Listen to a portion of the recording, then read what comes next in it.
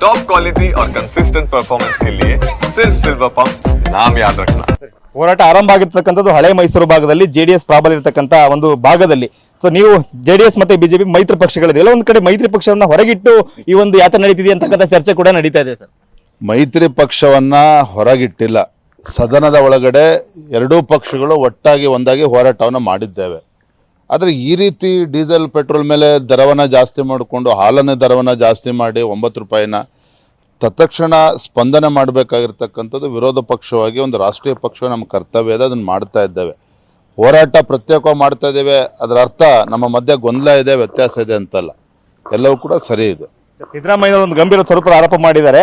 Payment seat ಅಧ್ಯಕ್ಷರು ತಮ್ಮ ವಿರುದ್ಧ ಇರತಕ್ಕಂಥ ಆಂತರಿಕ ಆಕ್ರೋಶನ ತಣ್ಣಗೆ ಮಾಡಲಿಕ್ಕೆ ಈ ರೀತಿಯಾಗಿ ಬೀದಿ ನಾಟಕವನ್ನು ಆರಂಭಿಸಿದ್ದಾರೆ ಅಂತಕ್ಕಂಥ ಮುಖ್ಯಮಂತ್ರಿಗಳೇ, ನಿಮ್ಮ ಆರ್ಥಿಕ ಸಲಹೆಗಾರರು ಬಸವರಾಜ ರೆಡ್ಡಿ ಅವರನ್ನ ಹೇಳಿಕೆಯನ್ನು ನೀಡಿದ್ದಾರೆ, ಕರ್ನಾಟಕ ಭ್ರಷ್ಟಾಚಾರದಲ್ಲಿ ನಂಬರ್ 1 ಇಡೀ ದೇಶದಲ್ಲಿ ಅಂತ.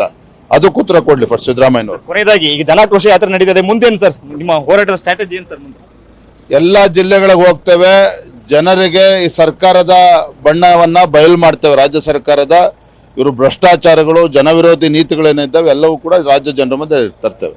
Thank you. ಇದು ಬಿಜೆಪಿ ರಾಜ್ಯಾಧ್ಯಕ್ಷರಾಗಿರ್ತಕ್ಕಂಥ ವಿಜಯೇಂದ್ರ ಅವರ ಮಾತುಗಳು. ಕ್ಯಾಮ್ರಾಮನ್ ಮಹೇಶ್ ಜೊತೆ ಮಂಜುನಾಥ್ ಕೆಬಿ, TV9 ಹಾಸನ.